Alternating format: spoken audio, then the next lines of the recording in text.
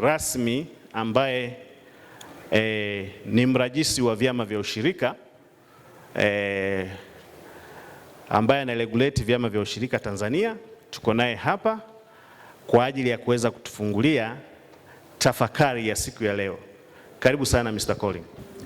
Jamhuri ya Muungano wa Tanzania. Kazi na utu. Ya kwanza kabisa nishukuru kwa nafasi hii na wenzetu wa WeEffect kutualika kushiriki nanyi kama wadau kwenye miradi na wale ambao kwenye miradi, ili kuwashawishi basi tuingie kwenye mradi huu ili yale yaliyosemwa kama malengo ya mradi yaweze kutimilika. Mimi naitwa Collins Nyakunga, ni naibu mrajisi wa vyama vya ushirika. Eneo ninalofanyia kazi ni udhibiti na usimamizi. Kwa hiyo tu katika kuhakikisha compliance, yani vyama vya ushirika vinaendeshwa kwa mujibu wa sheria, kanuni na taratibu ambazo zimekuwa zikitolewa. Namwakilisha mrajisi wa vyama vya ushirika na mtendaji mkuu wa Tume ya Maendeleo ya Ushirika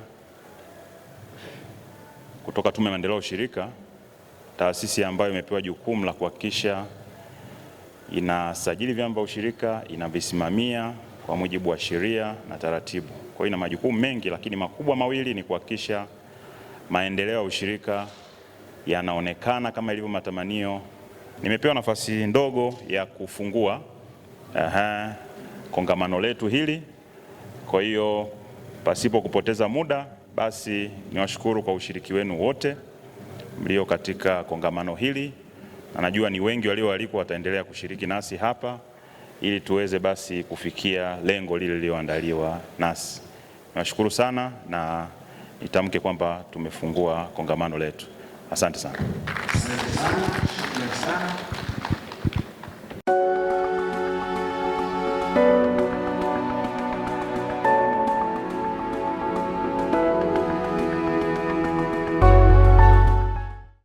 Awali yote tunamshukuru sana Mungu kwa kutuwezesha kufika siku ya leo, lakini pia niwashukuru ndugu mrajisi, nikushukuru sana kwa kuacha shughuli zako kuja kujoin na sisi. Nikushukuru sana, umeona ni muhimu kujiunga na swala la ushirika.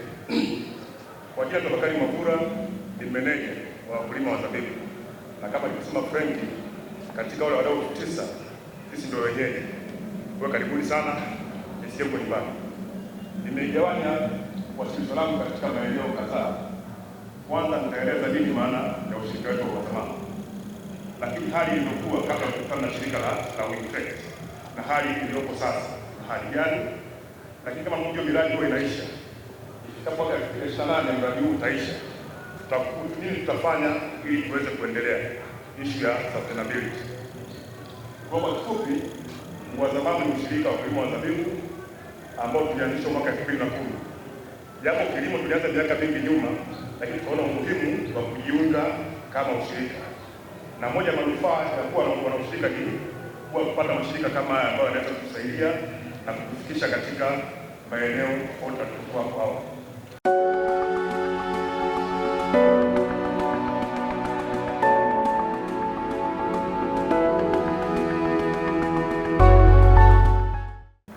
Asante. Sisi tuna salamu yetu pendwa, tunasalimiana kwa jina la ushirika, tunaitikia kwa pamoja tujenge uchumi. Lakini pia tuna salamu yetu nyingine ambayo ndio zao ambayo linatuunganisha, tunasema maziwa, chakula, maziwa, dhahabu nyeupe, ili maziwa salama, chakula na pesa. Asante. Mimi kwa majina naitwa Ernest Haule, ni meneja wa mradi wa pamoja wa vyama vya ushirika vya maziwa mkoa wa Kilimanjaro. Na sasa sisi tulianzishwa mwaka 2017 tukisajiliwa kama mradi wa pamoja kwa lugha ya kiushirika, tukiwa na jumla ya vyama 14 hizo katika wilaya haya, lakini baadaye tukaongezeka vyama vingine kutoka wilaya ya Siha. Sasa ushirika ndio nyenzo muhimu sana ambayo itaunganisha wadau wakulima, wafugaji ili kufikia hiyo dira ya maendeleo ya mwaka 2050. Asante sana, nashukuru.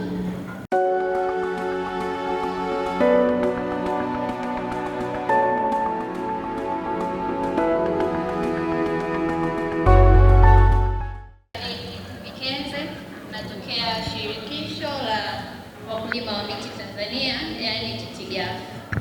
Sisi kama TTGAF ni shirikisho ambalo ni la wanachama lililoanzishwa mwaka 2017 kwa lengo kubwa la kuhakikisha kwamba vikundi vidogo vidogo vya wakulima wa miti vinakuwa vina sauti ya pamoja kwenye kuleta faida kwao kwenye uwekezaji wao, lakini pia kufanya uchechemuzi kwenye mambo mbalimbali ambayo wanapitia. Sisi kama TTGAF tuna jumla ya vikundi wanachama 1156 vyenye wanachama 1,265, wanawake wakiwa ni 3, wanaume ni 6 na wanachama vijana 1000. Kupitia mradi wa WeEffect, sisi kama TTGAF tumefanikiwa kufanya mambo mbalimbali. Ukiangalia kwenye baseline tulikuwa tuna changamoto sana ya usawa wa kijinsia, hasa kwenye masuala ya uongozi na umiliki wa ardhi.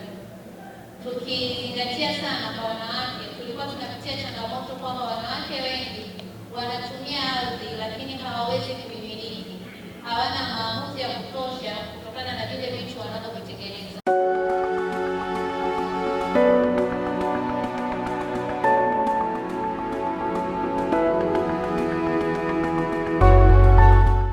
Mimi kwa majina naitwa Kitogo, natokea shirika la vijana linaitwa TYC, Tanzania Youth Coalition. Kwa kifupi sana, TYC ni member based organization, kwa maana ni shirika ambalo ndani yake tuko na wanachama, na kama tunavyoona kule tuko na wanachama takribani 80, lakini tuko na vikundi takribani 250.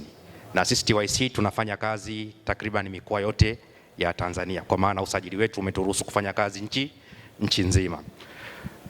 Sisi TYC ni miongoni mwa wadau wa WeEffect ambao pia tunafadhiliwa na WeEffect kutekeleza mradi ambao sisi huku nyumbani TYC tumeuita boresha maisha ya vijana, na programu hii tunafanya kwenye mikoa takriban 4 ikiwemo Dodoma, Mwanza, Kilimanjaro, Tanga na Iringa. Na kama tulivyoipa jina lake kwamba ni boresha maisha ya vijana, kwa maana jina peke yake limeenda kuangukia moja kwa moja kwenye overall program name ambayo ni Livelihood and Right Food Program.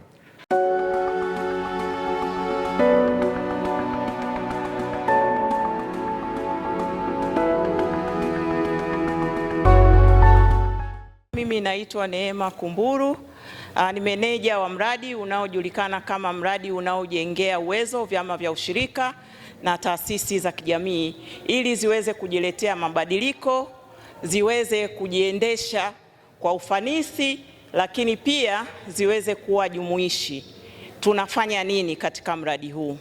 Kama ambavyo tumetambulishwa, ni chuo kikuu na kazi yetu kubwa ni kutoa mafunzo na kufanya utafiti ambayo mwisho wa siku yanapelekea kuvijengea uwezo vyama vya ushirika. Kwa hiyo kwanza tunatoa mafunzo ambayo yanajulikana kama uongozi wa mabadiliko, na mpaka sasa tumeshaweza kufikia vyama vya ushirika na taasisi za kijamii 14, na wanufaika katika mafunzo haya ni wanufaika wanaofikia 200. Tumewafundisha uongozi wenye maono, tumewafundisha maendeleo ya ujasiriamali, tumewafundisha ukuaji binafsi, lakini pia tumewafundisha maendeleo ya ujasiriamali katika hiyo komponenti ya kwanza. Na komponenti ya pili tunafanya utafiti. Tunasema kwamba bila utafiti hakuna haki ya kuongea. Kwa hiyo tunafanya utafiti na tunakuja na statistics, tunakuja na facts ambazo zinapelekea kupata utatuzi wa changamoto mbalimbali zinazozikabili vyama vya ushirika, ziwe ni changamoto za kisera, ziwe ni changamoto za kimanagement, ziwe ni changamoto za mabadiliko ya tabia nchi, ziwe ni changamoto za kifedha. Na kwa kufanya hivyo tunakuja na suluhisho mahasusi kulingana na tatizo linalokabili chama cha ushirika. Na mwisho kabisa tunafanya nini? Tukasema jamani, pamoja na kwamba hiki ni chuo kikuu cha ushirika, tunatoa program za miaka mitatu, lakini wahitimu hawa wanaondoka tu na zile traditional degree, na sasa tunataka tufanye degree tofauti kidogo. Kwa hiyo tukachagua wanafunzi wapatao 50 tukawaingiza katika programu ya mafunzo ya Leadership for Change, ili watakapoondoka, pamoja na kuwa watakuwa ni wataalamu walioandaliwa kufanya kazi katika vyama vya ushirika katika nyanja mbalimbali, lakini pia moja kwa moja wanakwenda kuwa viongozi wenye kuleta mabadiliko.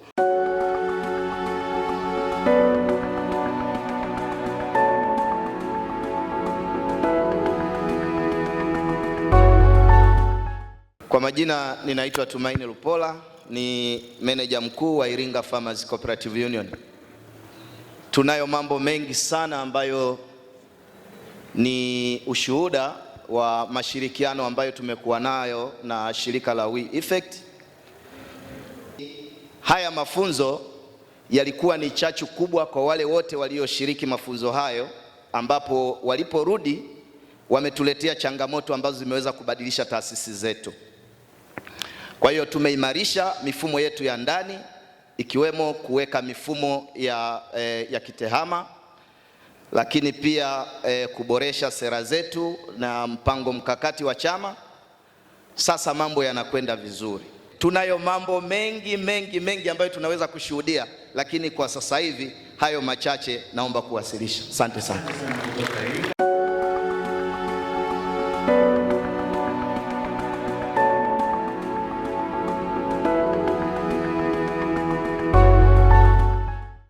Kwanza kwa niaba ya VC, sisi Chuo Kikuu cha Ushirika Moshi tunashukuru sana kuwa partners wa kimkakati kwenye mradi wa We Effect, na tutaendelea kutoa ushirikiano wetu wote pale tutakapohitajika kadiri itakavyowezekana, na tunawashukuru sana TCDC pia kuendelea kuwezesha ushirika nchini.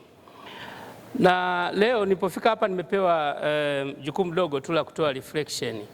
Mimi pale chuoni huwa nawezesha mafunzo ya maendeleo ya jamii na uchumi wa maendeleo ya jamii.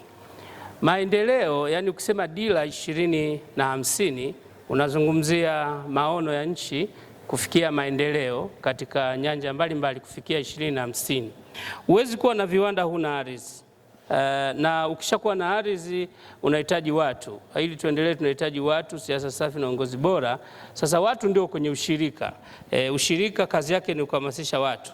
Ni mfumo wa biashara wa kuwaleta watu pamoja. Kwa hiyo mimi ninachokiona ni kwamba kwa sasa Tanzania ina tatizo moja kubwa tu. Amelisema Profesa Namwata hapa mwenzangu, kidogo ushiriki wa vijana na wakina mama. Lakini kuna tatizo la ushiriki wa wananchi kwenye ushirika. Tanzania tuko milioni 65 jumlisha hivi, yani tunazidi. Ukiwatoa watoto utakuta tuko karibu milioni 30 na kitu watu wazima, lakini wangapi tuko kwenye ushirika? Wachache sana. Na bahati mbaya sana mimi kila ninapotafakari sipati majibu. Kwa nini mazao yale muhimu na yenye pesa sana ndio mazao yenye migogoro sana kwenye ushirika? Kwa sisi wana ushirika tuangalie nini kinasababisha mambo hayo. Ukienda kwenye korosho ndio zao ambalo lina fedha, lakini ndio zao lenye migogoro mingi. Tumbaku ndio zao lenye fedha, ndio zao lenye migogoro mingi sana. Kwa mimi nawashukuru sana We Effect kwa uwezeshaji wenu, na kwa kweli sisi kama Chuo Kikuu cha Ushirika Moshi tuendelee tu kuwatakieni heri katika shughuli zenu. Asanteni sana.